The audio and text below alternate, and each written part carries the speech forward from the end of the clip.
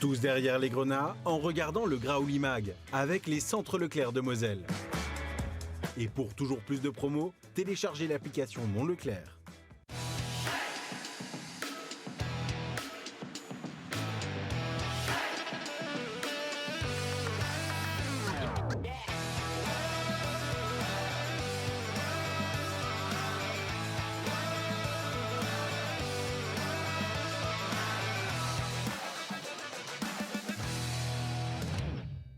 La fin de saison approche et la fin de certains engagements également. Il est donc l'heure de la traditionnelle rubrique « Contrat ou pas contrat ». C'est dans notre débat du jour. Plus que 3 matchs et le premier d'entre eux sera face à l'AS Monaco dans un stade Saint-Symphorien qui espère un dernier frisson cette saison avant match. Bonsoir à toutes et à tous, bienvenue dans votre nouveau Graouli Mag. Et oui, il va falloir se mouiller la nuque pour cette émission. Vous venez de sortir d'un Bayern PSG qui était assez incroyable. Là, on revient sur notre bonne vieille Ligue 1. Oui, c'est pas le même football, c'est pas le même spectacle. Quoique, on ne sait pas, avec le FC Metz, peut-être qu'il pourrait y avoir des surprises sur cette fin de semaine. On va en parler évidemment avec nos chroniqueurs du jour. Et je commence avec le retour de l'enfant prodige, Mathéo Philippe. Bonsoir tout le monde. Tu dis ça, mais il y a eu un 4-4 dernier week-end. Ah oui, il y a eu un 4-4. Mais c'est pour ça, je te dis, il peut y avoir du spectacle. Pas le même, mais il peut y avoir du spectacle. Celui qui écume les stades et aussi les buts et les scénarios assez fous. Il était du côté de l'Italie il n'y a pas longtemps. C'est Bertrand Antoine qui était avec nous. Tu me fais rêver, j'ai l'impression d'être un joueur, mais non, c'est pas moi qui joue. Mais bonjour à Aymeric et bonjour à tous. Je nous souhaite un scénario assez incroyable au commentaire du match de ce week-end. Dans le bon sens, par pitié. On se le souhaite. À tes côtés, celui qui croit dur comme fer et qui est prêt à signer tous les contrats possibles et inimaginables dans notre sujet débat du jour, c'est Rémi Alézine. Bonjour à tous. C'est un peu notre chroniqueur multisport, j'ai envie de dire. Ouais, il y a certains sports, je fais des Final Four de Ligue des Champions et d'autres... Non mais quelques retours à la réalité. La Ligue des Champions, c'est pas mon quotidien. Ça fait jamais de mal. Ouais, voilà. Il y a aussi notre Vov qui va nous accompagner dans cette émission. On pourrait avoir besoin de lui parce qu'il y aura plein de statistiques, c'est Nathan. Salut Aymeric, salut tout le monde. Et on va pouvoir commencer par cette première partie, ce qui sera un peu le cœur de notre émission, c'est l'heure du débat.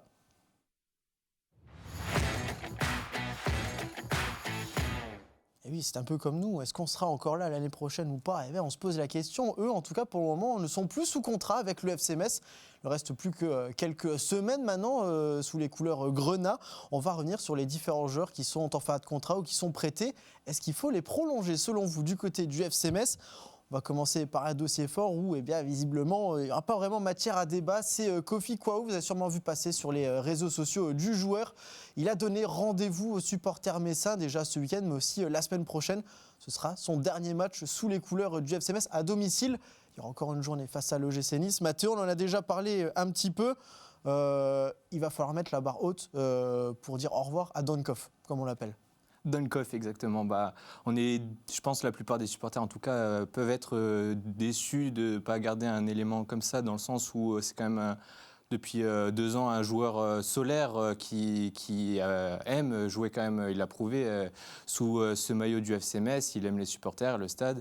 C'est dommage, effectivement, de ne pas garder un élément comme ça. Et puis, je trouve qu'en plus, cette année, contrairement à sa dernière saison en Ligue 1, je trouve qu'il a progressé. En tout cas, il a apporté beaucoup plus que ce qu'il avait fait lors de sa première saison avec Bologna. Puis maintenant, on ne sait pas ce qui s'est passé, s'il n'a pas eu une revalorisation salariale comme ce qu'il attendait ou c'était finalement pas assez d'années de contrat. On le saura peut-être plus tard, mais c'est vrai que moi, je suis un peu déçu de ne pas garder ce type de joueur en tout cas. Évidemment, sur Twitch, on voit les quelques supporters qui sont avec nous qui nous parlent déjà pourquoi c'est du gâchis. Rémi, très rapidement, c'est toi qui vas faire la banderole pour le départ de Kofi. Il mérite au moins ça. Bon, il mérite quelques applaudissements. Après, on est dans une époque où pas grand-chose fonctionne au FC Metz. Donc, un joueur qui a globalement fait le taf, qui a affiché une attitude, j'allais dire presque parfaite, parce que moi, j'oublie pas la bouderie quand même, posée sur le ballon devant toutes les caméras. C'était quand même vachement inélégant et vachement inapproprié dans un contexte où le club était en difficulté. Il faut quand même le dire, il ne faut pas faire semblant de ne pas l'avoir vu. On l'a tous vu et on a tous compris sa frustration qui pouvait être légitime et qui ne devait pas apparaître devant, en tout cas médiatiquement. Après, c'est vrai, je rejoins ce qu'a dit Mathéo. Globalement, il avait manqué sa première saison en Ligue 1 parce qu'il avait manqué les premiers matchs. Et après, il avait subi, injustice ou pas, mais il n'avait plus fait partie de ce groupe-là. Il y avait eu un faux départ du FC Metz. Il était resté, il a fait partie de la belle aventure de la saison dernière en Ligue 2. Et si on doit avoir quelques petite lueur cette saison en Ligue 1, c'est vrai qu'il fait partie des joueurs qui, quand ils étaient alignés, faisaient globalement le taf, faisaient les efforts, ils montraient une attitude positive, hormis cette petite parenthèse contre Rennes. Et effectivement, il méritera un au revoir. Et ils sont rares, les joueurs du contexte actuel, qu'on va regretter de voir partir, parce que celui-là, on va dire qu'on était content de le voir porter le maillot grenat en tout cas. Puis même de manière générale, c'est un joueur qui est resté longtemps et qui est là depuis 2022. Ouais. C'est plus vraiment des contrats ou en tout cas des durées que tu vois assez facilement. Joueurs qui partent quand même assez rapidement. Eux ne seront restés qu'une saison. Du côté du FC Metz, on va regarder les retours de prêt parce qu'il y en a quand même des paris qui ont été faits cette saison avec des retours pour les uns. On pense notamment à Boubacar Traoré, des découvertes avec Titashvili, Abouachvili et Lucas Michal qui ne jouera pas ce week-end contre l'AS Monaco qui le prête. Bertrand, très rapidement, si on regarde ces joueurs prêtés, le pari de manière générale, est-ce qu'on considère qu'il est réussi ou qu'il est raté ? On a envie de dire qu'il y a peut-être la réussite de Titashvili qui a un petit peu, on va dire, éclaboussé avec son toucher de balle. Ça manque peut-être un petit peu de statistiques si on veut être vraiment, j'ai envie de dire, si on veut le titiller un petit peu, quoi. Ouais, Tita, c'est celui qui nous a montré en tout cas le plus de choses sur cette saison. Son compère à Abouachvili, ça a été plus compliqué. Bon, quelques rentrées, mais il n'a pas réussi en tout cas à s'imposer dans l'équipe. Boubacar Traoré, je pense que c'est une déception quand même, avec un joueur qui connaissait bien la maison, et c'était aussi la raison pour laquelle il arrivait avec une expérience également, en tout cas du championnat anglais. Et puis derrière, il y a l'arrivée donc en prêt au mercato hivernal de Lucas Michal, de l'AS Monaco, jeune joueur, mais bon, qui n'a pas réussi aussi à s'adapter au contexte messin, qui est quand même loin de celui qu'il a connu ou qu'il connaît à Monaco. Donc voilà, finalement, des prêts qui sont... 1 sur 3, je dirais, 1 sur 4, pardon, réussi. Et donc, on peut s'estimer déçu par rapport à ce choix-là. Je vois quelques commentaires, notamment sur le départ de Kwao. C'est vrai qu'on parle d'un départ qui peut être anticipé. On a un peu du mal à y croire. Comme du côté des supporters, on est quand même curieux de ce qui va se faire au niveau du mercato. On est revenu sur les prêts. On va partir sur ceux qui sont en fin de contrat et on va les lister presque un par un, j'ai envie de vous dire. Et il y a du monde, il va falloir s'accrocher. On va commencer avec Georgi Gvilitaia. C'est le nom en ce moment qui fait un petit peu parler à la pointe de l'attaque messine. Lui qui a marqué 2 buts sur ses 2 derniers matchs. Des statistiques, on va dire, honorables avec le peu de temps de jeu qu'il a pu avoir. Habib Diallo sera encore sous contrat. Mathéo, est-ce que le destin du Georgia doit être lié à celui d'Habib Diallo selon toi ou non ? Avant tout, avant de dire là en préambule de ces contrats pas contrats, on va s'amuser en soi à dire tel joueur, on veut le garder, etc. Mais tout ça en fait va dépendre de l'année prochaine. Quel directeur sportif ? Est-ce que Frédéric Arpinon sera encore là ? Mais tu es promu pour la journée. Tu es directeur sportif d'un jour, enfin d'une heure. On va s'amuser, mais juste voilà, il faut dire ça et il faut mettre en avant aussi quel sera le projet de jeu de l'entraîneur qu'on va mettre en place, parce que je doute quand même fortement qu'on ne garde pas Benoît Tavenot. Et donc là, ce sera à Frédéric Arpinon et au nouveau coach de se mettre en relation et de trouver les bons profils. Si un profil comme Gvilitaia correspond au nouveau coach, pourquoi pas ? Sur le peu de minutes qu'il a joué, il a été intéressant, notamment au dernier match, donc pourquoi pas ? Après, moi, si donc je suis promu, j'ai envie de te dire, je prends, parce que si le gars il mouille le maillot et qu'il a envie de jouer en Ligue 2 et remonter en Ligue 1 et qu'il a envie de ce projet, il faut prendre. Mais là, c'est des joueurs qu'on doit prendre, c'est des joueurs qui veulent être au FC Metz en Ligue 2. Ceux qui ne veulent pas de ce projet, il faut les laisser partir et pas les signer. Il était en conférence de presse la semaine dernière, il avait dit qu'il avait envie de jouer dans ce top 5 européen. C'était le cas avec justement cette pige en Ligue 1, on a envie de dire. Rémi, très rapidement, il va falloir mêler jeunesse et expérience. Comme on l'a dit, pour le moment, Habib Diallo est encore sous contrat.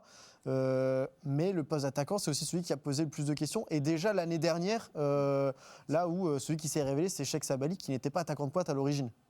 Ouais, après, sur Gvilitaia, il faut juste ne pas se tromper de lecture. On le trouve extraordinaire parce qu'on est aussi... on le lit avec le prisme de la déception d'Habib Diallo, de ce que représente Habib Diallo. Et ça a été symbolisé par son entrée en jeu contre le Paris FC.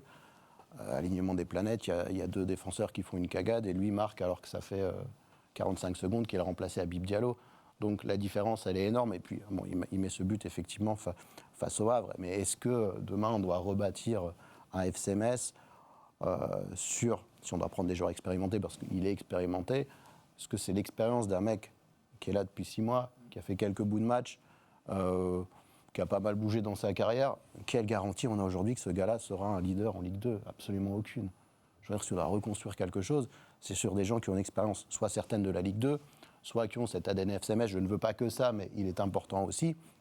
Et pas forcément qu'il y ait juste un gars qui est là parce que il y a une filière géorgienne, il cherchait un rebond, on a pensé que c'était une bonne idée, et puis lui, il est content de jouer dans le top 5 européen. Je ne pense pas qu'il faut faire all-in sur Gvilitaia. Voilà. Oui, non, tu prends si son contrat. Voilà, c'est pas... Le FC Metz ne doit pas du tout faire d'énormes efforts pour retenir ce joueur-là.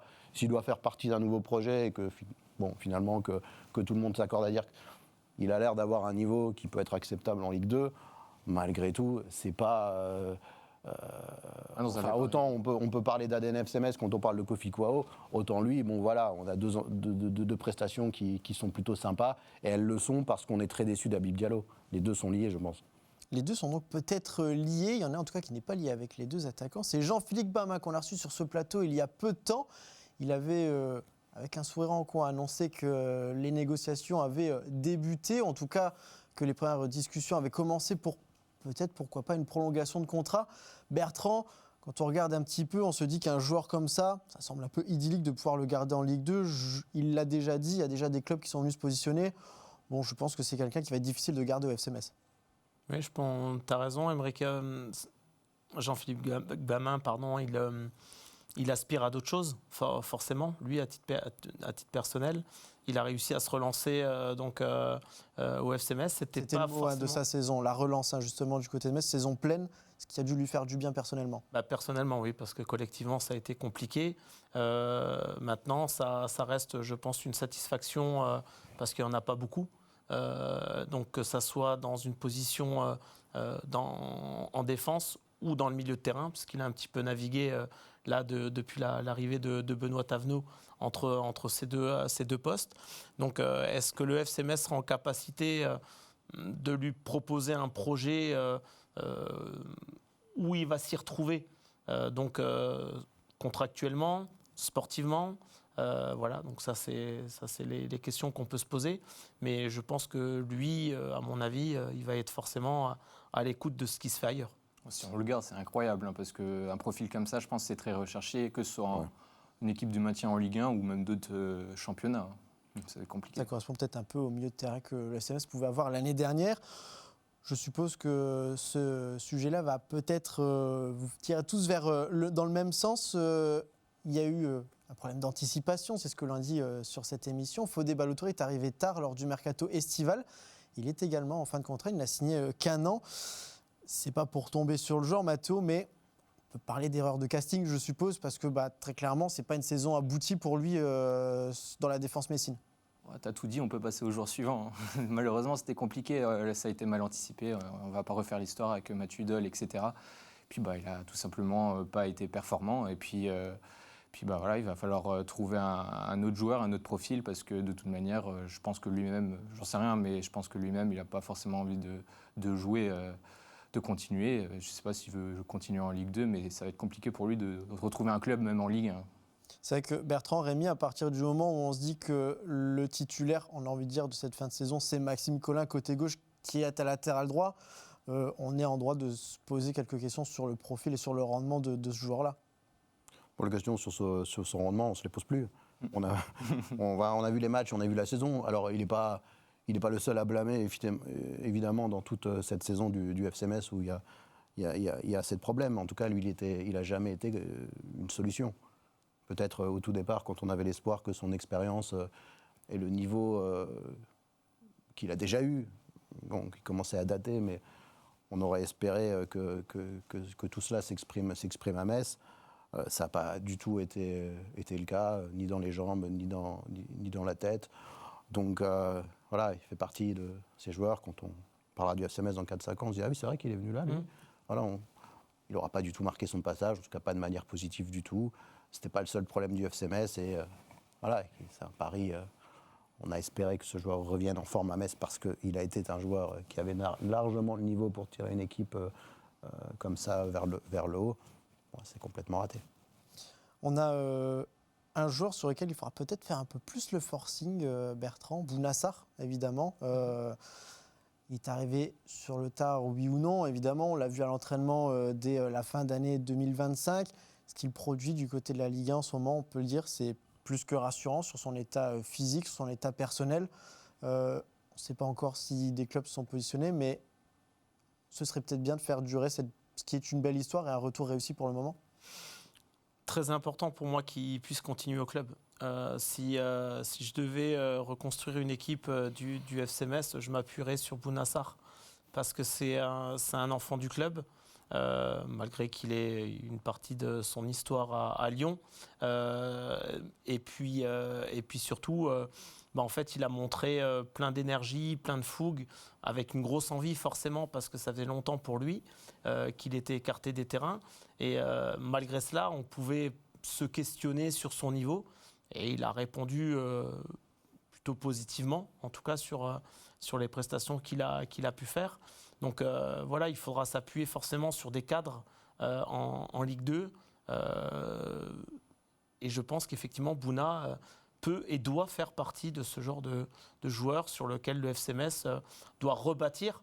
Parce que c'est vrai que c'est l'éternel recommencement pour le FC Metz depuis le début des années 2000. Ça fait 15 ans, ça fait 20 ans que ça dure. Et il faudra bien espérer quelque chose de nouveau. Et Bouna, je pense qu'il peut faire partie. Maintenant, est-ce que lui aura cette envie-là ?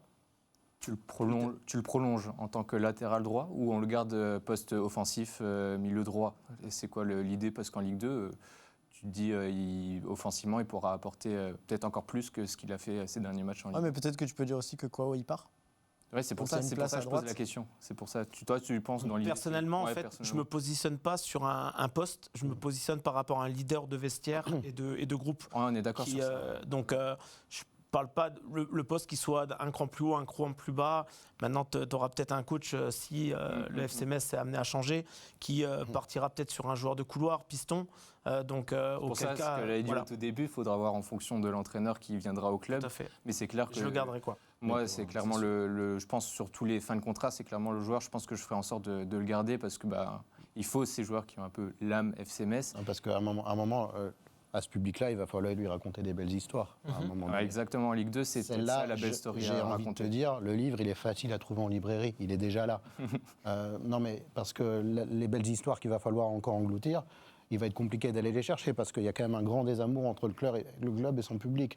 Donc le Bounassar, ça paraît, quel que soit le poste, j'ai envie de dire effectivement que cette question-là sportive, il faudra bien évidemment se la poser. Mais cette histoire, elle a commencé avec une sorte de goût d'inachevé.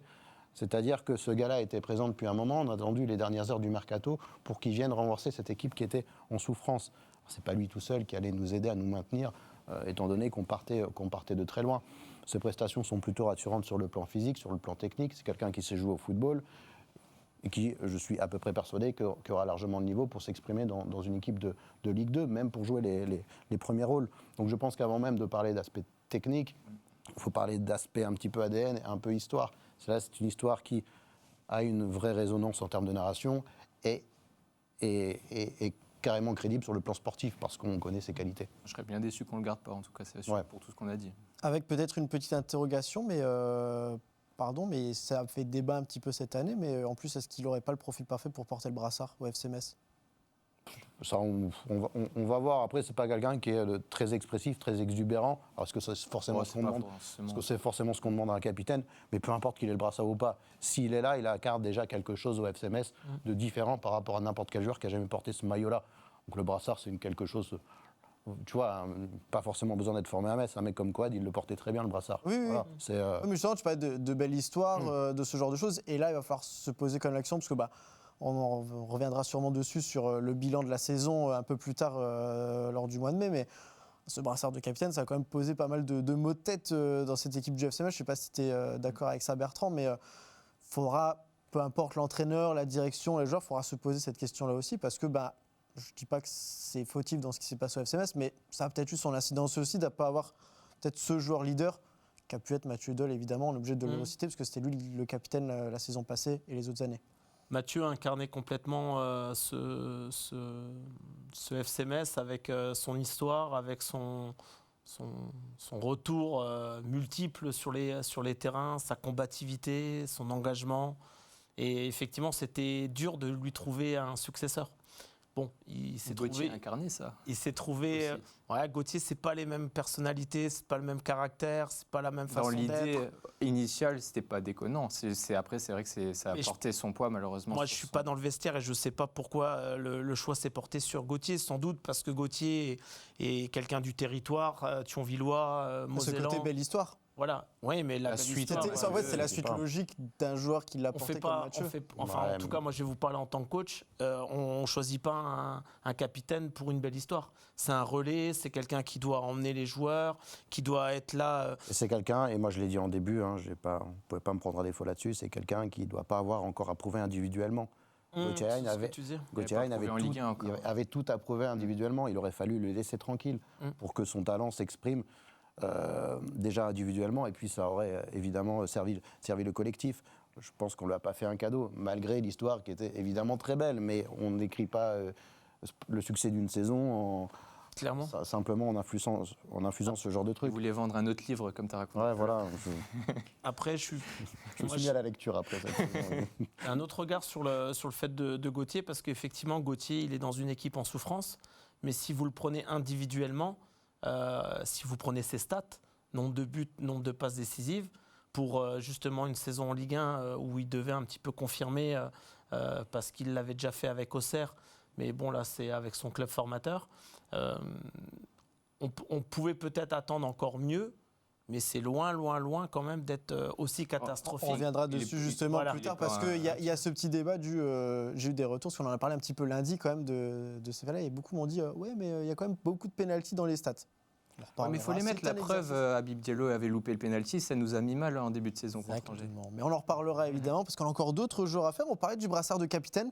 Je vois évidemment des gens qui commencent à s'agiter avec un nom dans les commentaires. C'est Benjamin Stambouli qui est en fin de contrat et dont la gestion cette année a été, on va dire, assez particulière après une saison pleine du côté de la Ligue 2. Mathéo, c'est vrai que Stambouli, là, on le voit dans le commentaire, pas de question à se poser. Il faudrait le prolonger, mais maintenant, après un exercice comme ça... J'espère, bien sûr, bien évidemment, que tu as envie de garder ce profil-là, son expérience.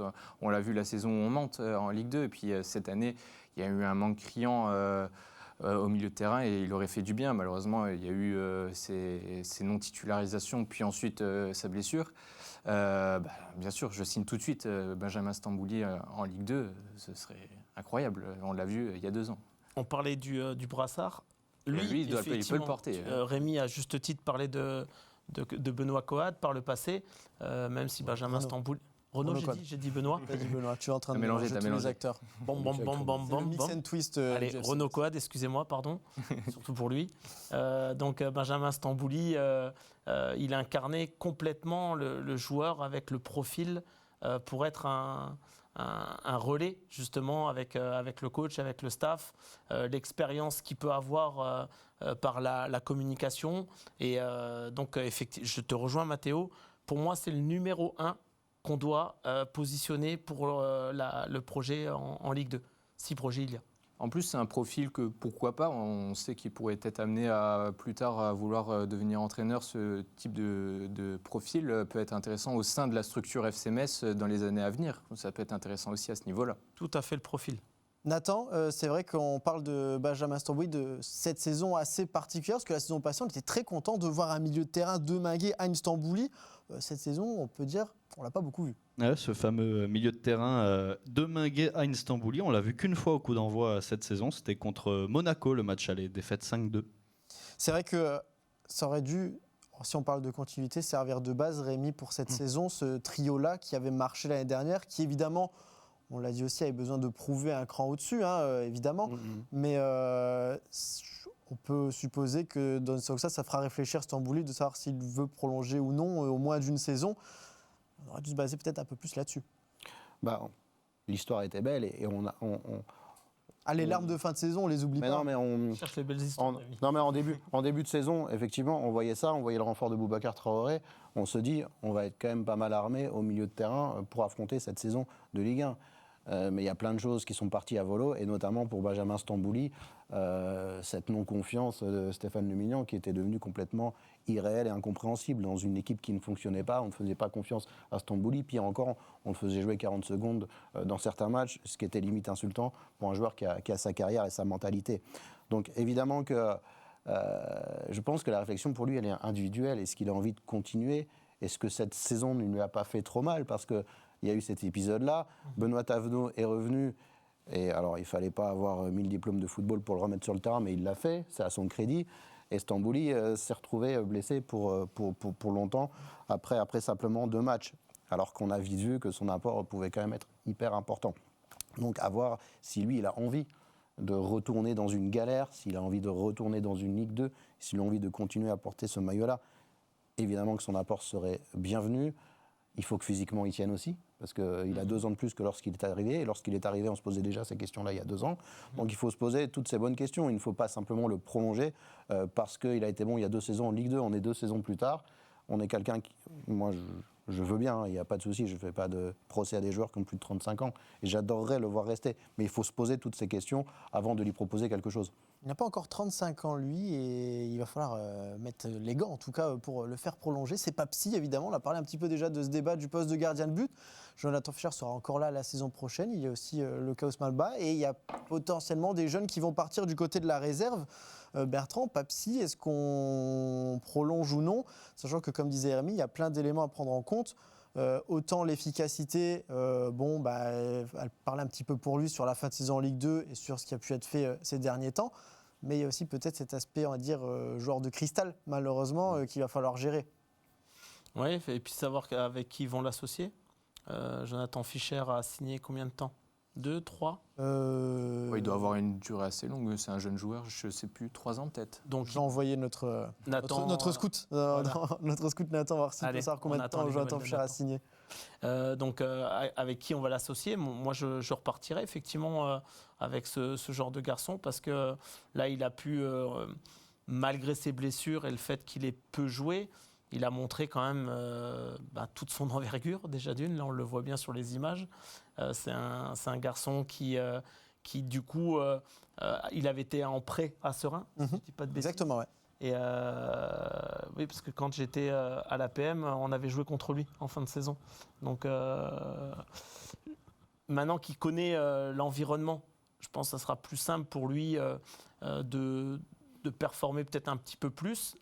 Et le quid sur son état de forme et sur le fait qu'il puisse, je dirais, performer à ce niveau-là sans se blesser. Parce que ça, c'est vraiment effectivement une question à se poser. Donc, du coup, est-ce que Jonathan Fischer continue, reste? Parce que lui est sans doute arrivé aussi avec un statut différent. Je pense que la vraie question, c'est est-ce qu'on repart en numéro 1 Jonathan Fischer? Je pense que c'est surtout ça le débat et ça va découler de Papsi, prolongation ou non, numéro 2 ou non. Je pense que c'est surtout là que ça va se décanter à ce niveau-là. Jonathan Fischer, il a signé 4 ans jusqu'en juin 2029. Oui, donc il y a encore quand même 3 de quoi ans. faire. Est-ce Exactement. qu'il lui donne du coup sa chance en Ligue 2? Est-ce que ce serait un championnat plus à la portée de Fischer qui ensuite progression et on voit ce qui se passe à la fin de la saison? C'est quand même un sacré caillou dans la godasse parce que si vous me demandez mon avis sur les gardiens, moi je repars avec ni l'un ni l'autre. Et pas pour les mêmes raisons. Je repars pas avec Fischer parce que pour moi ce sont des débuts ratés au FC Metz et pour moi c'est un peu irrémédiable. Surtout à ce poste en plus. C'est quelqu'un qui s'est un peu paumé, un poste hyper important. Alors, il y a ce contrat jusqu'en 2029, mais peut-être qu'on peut lui trouver un autre plan de chute. Et je ne peux pas repartir avec Papsi pour ces raisons de blessure. Parce qu'il est hyper important d'avoir un gardien en Ligue 2. Souvenez-vous d'Oukidja, l'histoire récente du club, d'avoir un gardien de Ligue 2 qui est fiable, qui est bon, et qui puisse enchaîner les matchs. Enfin, la base d'une équipe, on va l'apprendre à personne, c'est cette fameuse colonne vertébrale. Et un des grands gâchis du FC Metz, c'est cette saison d'avoir foutu 4 ans de contrat et 3,5 millions pour un gardien dont on ne savait rien quand on fait qu'il allait s'adapter de manière positive au championnat de France. 3,5 millions, ça a été une énorme faille, alors que c'est quelqu'un d'expérimenté qui devait arriver à ce poste-là. Donc si vous me demandez ce que je fais l'année prochaine en Ligue 2, ni l'un ni l'autre, parce que je n'ai pas de garantie en fait. Moi, alors Papsi, si vous me dites qu'il fait tous les examens médicaux et qu'il n'a pas eu de chance, et que moi je crois en ses qualités parce que je trouve que c'est un bon gardien. Et en plus, c'est un bon gardien dans les matchs importants parce que le match de barrage contre Le Reims, barrage, le peu d'expérience qu'il avait, il a été propulsé dans ces matchs-là et il a quand même répondu présent. Donc elle est là la question qui se pose. On ne doit pas, absolument pas partir avec des points d'interrogation la saison prochaine, surtout à ce poste-là. Qui plus est, il n'y aura pas de jeunes gardiens de but parce que Lucas Pose et puis Jean-Baptiste Romain vont enchaîner ailleurs, malheureusement pour eux. Et c'est vrai que, comme tu le disais à juste titre, partir avec des jeunes gardiens sur un poste clé d'une équipe, je ne suis pas sûr qu'effectivement ça soit la meilleure stratégie. Donc ça ne sera pas un gardien du club. Est-ce qu'on reste et on prolonge et qu'on garde ces deux-là ou comme le dit Rémi, est-ce qu'il y a un gardien qui arrive de l'extérieur ? Après, il faut régler la situation de Jonathan Fischer. C'est pas simple, voilà. S'il y a un point de chute, autant le prêter. Alors dans ce cas-là, tu as raison. Et puis tu trouves un gardien peut-être avec plus d'expérience, en tout cas où tu es plus serein et tu sais déjà un peu plus son niveau. Ouais, Rémi, il veut plus de prêt. C'est une histoire personnelle. On ne parle pas dans les détails, mais tout ce qui est prêt. Il faut passer à autre chose pour lui. Il nous reste un dernier joueur dans notre longue liste de joueurs en fin de contrat. Juste un autre cas. Il est tout jeune. Il a signé professionnel cet été. C'est Cléo Mélière.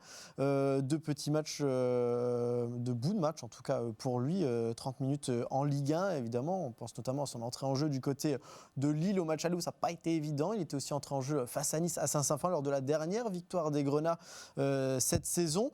Sans Kofi Kwao à droite, Bertrand, il y a une petite place à se faire. On l'a dit, il va falloir mixer jeunes et moins jeunes. Seul problème pour Cléo Mélière, c'est qu'il n'a pas non plus pu enchaîner avec la réserve. C'est 9 matchs parce que enchaîner et les pros et la réserve, c'est pas forcément le plus évident. Mais c'est un jeune à qui on a fait signer un contrat, donc à qui on avait envie de faire confiance. Là, on aurait dire que pour lui, les astres peuvent s'aligner pour tenter de se faire une place. Après, à lui de prouver. C'est très juste ce que tu dis parce que en fait, je me positionnerai pas par rapport au FC Metz, mais plutôt par rapport à lui, au joueur. Quand vous avez fait que 2 matchs, 30 minutes sur une saison, que vous n'avez pas pu vous exprimer en National 3, alors que quand vous êtes jeune, vous avez pas besoin pleinement de jouer. en tout cas. Non, pas malheureusement parce que les matchs parfois ne coïncident pas et qu'il y a des bancs et du coup. C'est Bonatano qui, dans une conférence, disait avec ces termes, ce petit, je l'envoie en réserve parce que là, avec nous, il ne va pas jouer et qu'il a aussi besoin de rester au contact du terrain. Ils avaient besoin aussi de points avec la réserve, ce qui a été le cas parce que là, ils viennent d'enchaîner 2 victoires de suite, donc ça les propulse quand même un petit peu plus haut.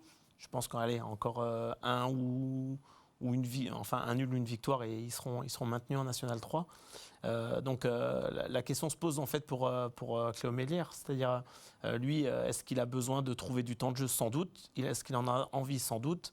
Quelle est la stratégie du FC Metz? Est-ce qu'on prend un garçon confirmé avec de l'expérience à ce poste-là, même s'il y a le départ de Kofi Kwao? Donc là aussi, c'est des... Parce que là, il aurait de quoi apprendre si on est dans notre optique de ce qu'on a voulu garder ou non dans cette émission. Donc, ce que vous avez voulu, que ça, je me dédouane un petit peu, on ne sait jamais. Mais Bounassar, Cléo Mélière, c'est quand même une belle matière à apprendre. Maxime Collin aussi, qui a prolongé encore un an, ce qui veut dire qu'il y a mais qui a aussi du coup une place à se faire. Donc il va aussi y avoir cette adversité. Tu l'as dit. Le poste ne sera pas donné, en tout cas s'il reste. C'est ça qu'on. Là, il n'a pas montré ou prouvé en tout cas qu'il pouvait s'installer en Ligue 2 à ce poste-là. Donc, c'est ça, quel est son niveau aujourd'hui? Est-ce que c'est le niveau d'un joueur qui peut s'imposer en Ligue 2? Est-ce que c'est le niveau d'un joueur qui est peut-être trop fort pour la N3, auquel cas il faut le prêter dans un autre club?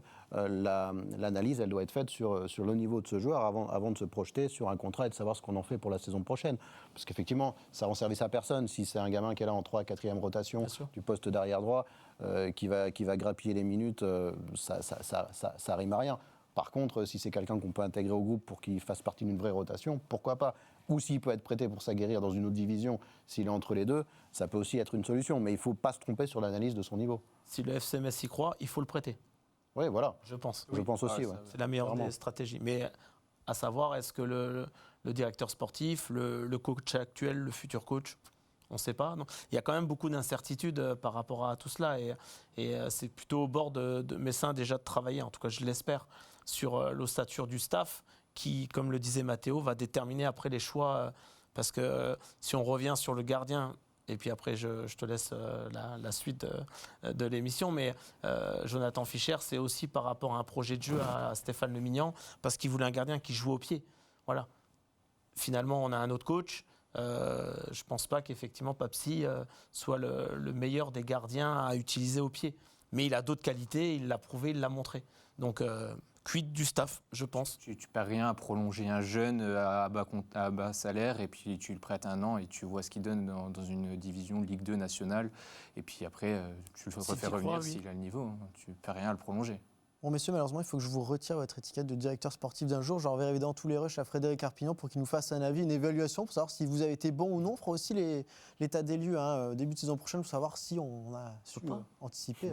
On peut pas, on n'a pas les clés. Et les clés, tu sais très bien que c'est monnaie. Oui, mais tu as le droit aussi d'avoir une analyse gratuite, attention. Dis-nous l'enveloppe. On n'a pas d'argent dans le club, on t'a dit. Pour le moment, j'en ai pas.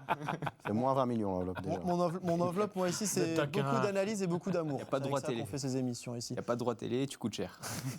On va passer à la suite parce qu'il y a un match ce week-end avant de parler aussi des fins de contrat. Ouais. Il ne faut pas oublier l'affiche de ce week-end, c'est le journal de la Ligue 1.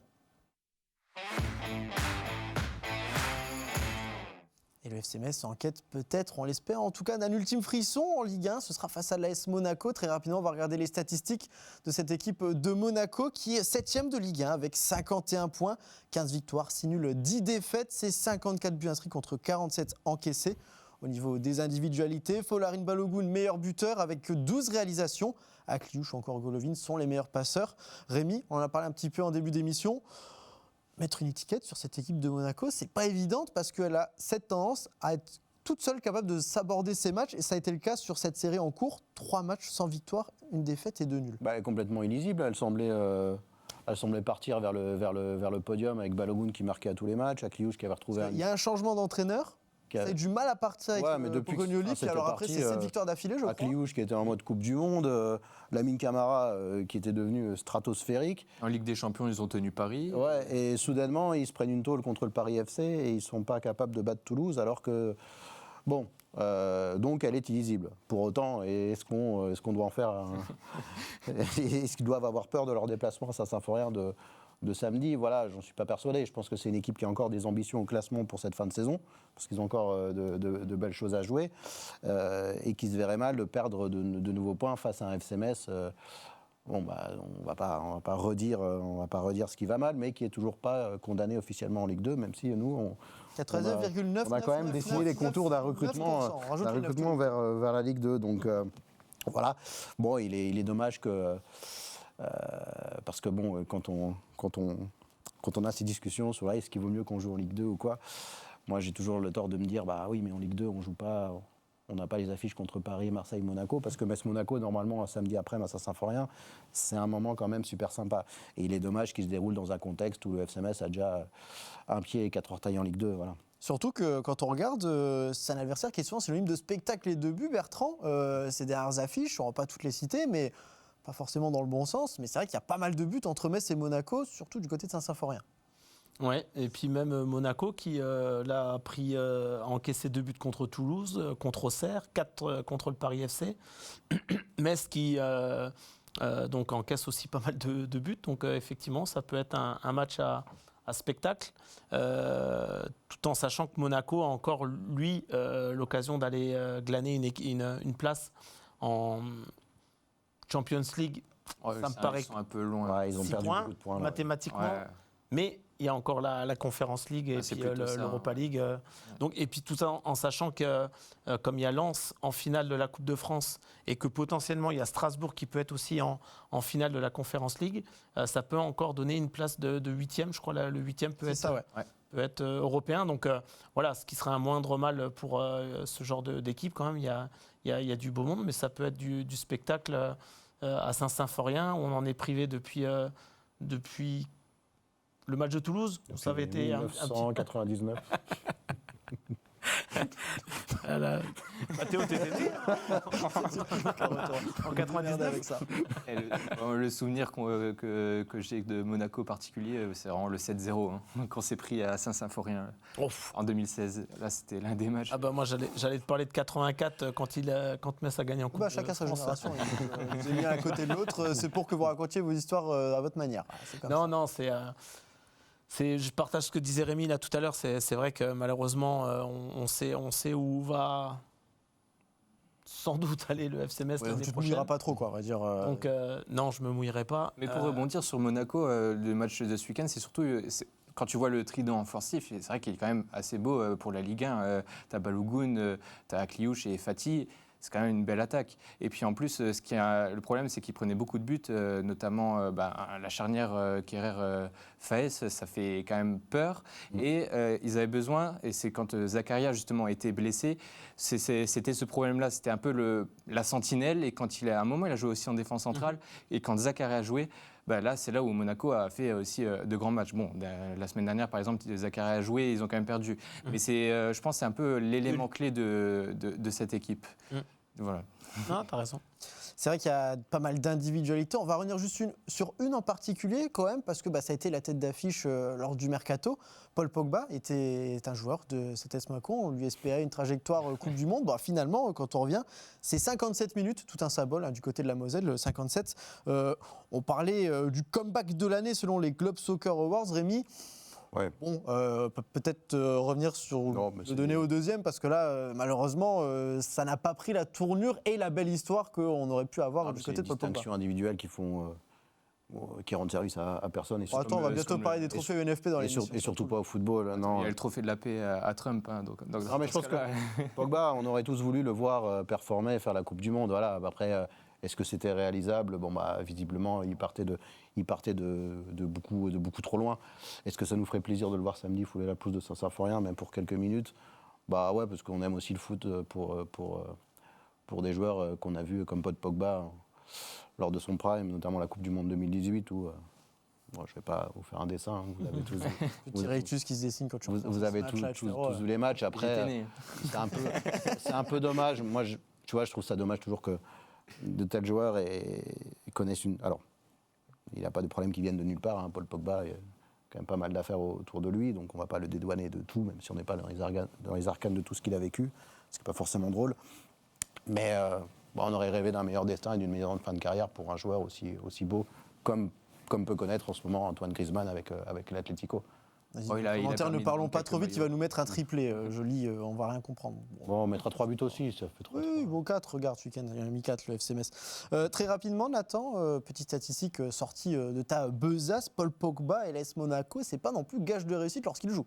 Ah ouais, l'AS Monaco a gagné qu'un seul match avec Paul Pogba cette saison, c'était contre le PSG sur 5 apparitions, sinon c'est quand même un nul et 3 défaites. Ouais, mais quand ils rentrent contre le PRFC, ils ont déjà 3 buts de retard. Enfin, à un moment, c'est pas un cadeau aussi, le pauvre. Oui, mais tu sais, nous, on aime bien calculer et regarder les petites statistiques un petit peu comme ça, tu sais. Après, évidemment, on sait bien que c'est pas de sa faute. Mais néanmoins, on parle d'un triplé et c'est pas forcément donné. On va évidemment revenir sur le FC Metz. Il y a eu conférence de presse tout à l'heure, avant le début de cette émission. Faire le point très rapidement, on va revoir la composition d'équipe de la semaine passée, si vous le voulez bien. Il va y avoir des absents côté FC Metz. Déjà, pas de Kofi Ko qui est suspendu après 5 cartons jaunes consécutifs. Encore, c'est déjà la deuxième fois cette saison qu'il est suspendu ainsi. Pas de Lucas Michal non plus. Pas de Touré qui a pris une béquille. Pas de Traoré non plus. On parlait de continuer à la recherche d'un dernier frisson. Mathéo, il va falloir encore une fois, et comme toujours depuis pas mal de semaines maintenant, bricoler, trouver des joueurs à faire jouer ensemble. Peut-être pourquoi pas relancer celle qui a fait le spectacle la semaine passée pour espérer un spectacle à Saint-Symphorien. Le seul objectif de fin de saison, c'est de ne pas avoir le triste record du plus petit nombre de points en Ligue 1. Et puis en plus, là, ça serait bien quand même de gagner au moins une fois à domicile sur le peu de matchs qui restent, et qui plus est contre Monaco. Mais... Voilà, je ne vais pas mettre ma maison sur le FC Metz ce week-end. Et c'est vrai qu'on parlait de bien finir. Rémi, plus que 2 matchs à domicile. Monaco et Lorient, ce sera dans les 2 prochaines semaines. Par pitié, une victoire. Ouais, mais je pense que... Alors, ça peut paraître anecdotique de bien finir une saison, mais pense que mentalement, on se sent mieux après avoir vu le 4-4 contre Le Havre. Alors évidemment, oui, on prend 4 buts, c'est pas acceptable à ce On va niveau. peut-être pas regarder les buts À ce niveau-là, les détails de chaque but. Mais non, mais ça rendrait cette saison encore plus moche qu'elle ne l'est si tu devais finir en prenant 4-0 dans En ton n'ayant stade. pas gagné encore en 2026. Contre Monaco, quoi. voilà, il faudrait quand même gagner en 2026, il faudrait que Tavenot gagne un match. Enfin, voilà, il y a plein de petits défis quand même qui donnent un peu de sel à cette rencontre, même si je ne vais pas vous mentir, je vais plus être hypé par le Metz-Brest en handball qui va décider de qui sera champion de France que par le Metz. oui, mais tu peux regarder les deux, attention. Mais je vais regarder C'est les pas deux. le même jour. Non, mais je vais Ah bah non, regarder c'est pas les le deux. même Il y jour. en a un samedi, un dimanche. Mais voilà, En plus, Metz-Brest, ce sera sur Moselle mais TV je vais aussi, vous donc, donner la priorité comme ça. mentale de mes nerfs ce week-end. Voilà, c'est que On est malheureusement, d'accord, là je te il y a une rejoins. sorte d'acceptation au FCMS. Mais on va chercher le verre à moitié plein, c'est-à-dire qu'on a un Gauthier Hagne qui revient à un bon niveau et dont on espère que les éclaircies pourront un petit peu éveiller notre samedi. Voilà, on cherche des choses comme ça aujourd'hui. On cherche. Tu veux pas être dans les tristes records des top 5-6 européens quand on voit, qu'on compare avec les derniers de chaque championnat. Et à chaque fois, il y a le FCMS qui ressort et puis bon, ça fait parler de nous à l'international, super, mais bon, Pas sûr que ce soit la je suis meilleure. pas sûr que c'est la meilleure Je me version. permets, mais. Il y a d'autres matchs qui vont se jouer ce week-end très rapidement. On va regarder le programme qui change un petit peu d'habitude. On arrive sur les derniers matchs de la saison. On essaye de faire jouer tout le monde en même temps, ou presque en tout cas. Pas de match ce vendredi. Ça commencera samedi avec Nantes-Marseille. Il y aura aussi Paris-Lorient, Metz-Monaco à 19h ou encore Nice-Lens. Dimanche, Lille-Le Havre, Auxerre-Angers, Paris-Brest ou encore Strasbourg-Toulouse et Lyon-Rennes. De quoi vous mettre en appétit, notamment au niveau des desserts. Mais on va regarder un coup le classement qui n'a pas changé évidemment depuis ce début de semaine. Encore des matchs en retard à jouer. Mais cette course à l'Europe qui peut peut-être vous faire frissonner un petit peu, la course aussi au maintien, parce que tout n'est pas joué. On va revenir un petit peu là-dessus, Bertrand, très rapidement. On le voit en bas, Nice 30 points, Auxerre 25 points, Nantes 20 points. Il y a aussi ça qui va se jouer pour savoir, pour ceux qui regardent un petit peu pour l'année prochaine, qui va suivre le FCMS, sauf retournement de situation incroyable. Évidemment, je signe pour, mais les probabilités parlent pour certaines situations et pas d'autres. Ouais, bon là, a priori, Metz, ok. Ligue 2, Nantes, Ouais, Pas aussi. pas très loin, si ce n'est ok, on a le deuxième. Maintenant, quid d'Auxerre et de Nice. Bon, il y a quand même 5 points d'avance. Ouais, mais il y a pour Auxerre-Nice. Nice. Il y a Auxerre-Nice qui arrive Exactement. la Le semaine match, prochaine. là, Elle a été plus vite que. Ouais, pardon. Et là, il y a un Nice. Donc, Et là, les d'un gosses, côté, tu as un Nice-Lens et de l'autre, tu as un Auxerre-Angers. Voilà, donc. Il y a quand même deux affiches où la- peut-être. la Nice, question il ressemble au Reims de l'année dernière. Oui, Ça n'a pas ouais, porté avec chance la avec la Coupe de France et Exactement. la menace d'un barrage. Alors ça n'a pas porté. Pas simple. Ouais, Donc, pas simple.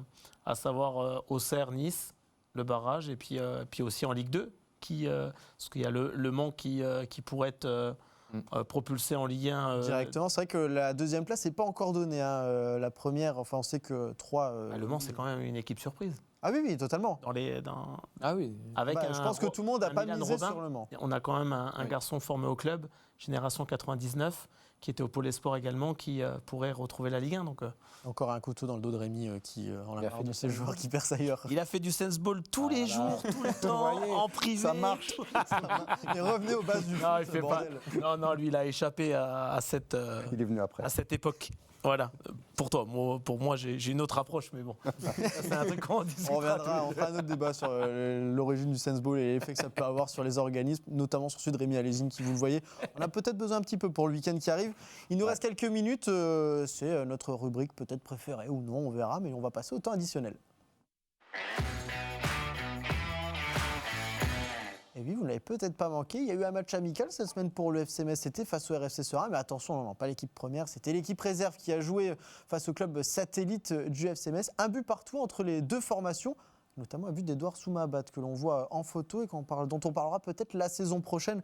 En tout cas, c'était l'occasion pour le club lorrain de mettre à l'essai Hamza Bouchama, qui est 2007 attaquant d'Aubagne, qui est passé par toutes les catégories jeunes jusqu'aux U19 nationaux cette saison. 7 buts en 17 matchs. Voilà, le FC Metz, on l'a dit Bertrand, essaye aussi de préparer la suite à un écran inférieur, parce que s'il y a beaucoup de jeunes qui vont remonter en équipe première, comme c'est souvent le cas en Ligue 2, il va aussi falloir garnir ce qui se passe en dessous. Et là, peut-être l'arrivée d'un nouvel attaquant, en plus de ce match amical, et d'une équipe qui performe plutôt bien du côté de la réserve sur cette fin de saison. Le club d'Herbel est un club qui travaille très bien. J'étais parti en détection à l'époque quand j'ai travaillé au Herbel, club. c'est Aubagne, pour ceux qui l'ont peut-être pas, c'est le nom complet. C'est Marseille, oui, effectivement. Marseille bébé. Et Pardon, je me permets cette petite approche entre nous. Ça fait quand même 2 ans qu'on se voit, bon. Et le dernier joueur d'Herbel, c'est Oumar Gonzalez, Ah oui, génération 98. Voilà. Et donc, oui, effectivement, il faudra un petit peu de monde à tous les étages. Maintenant, je pense que la priorité, quand même, c'est de reconstruire l'équipe qui évoluera sans doute en Ligue 2. C'est pas Rémi qui va te contredire là-dessus, je pense.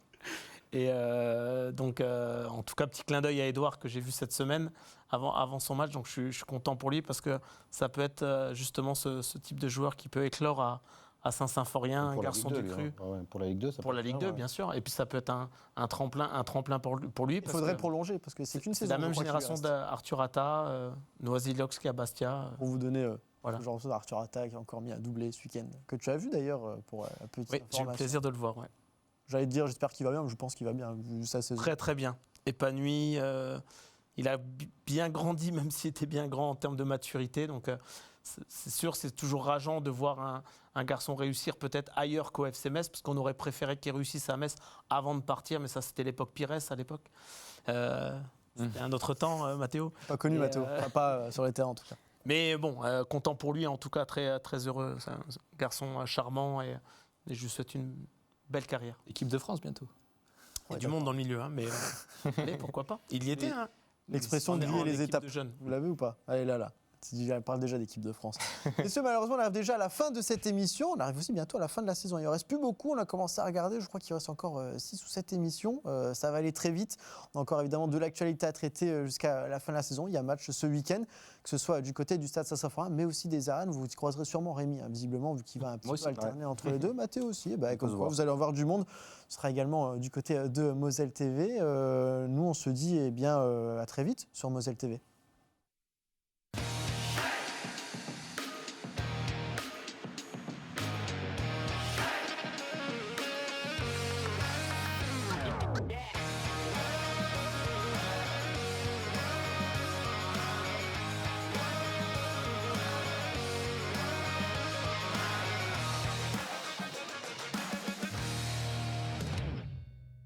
Tous derrière les grenats en regardant le Graouli Mag avec les centres Leclerc de Moselle. Et pour toujours plus de promos, téléchargez l'application Mon Leclerc.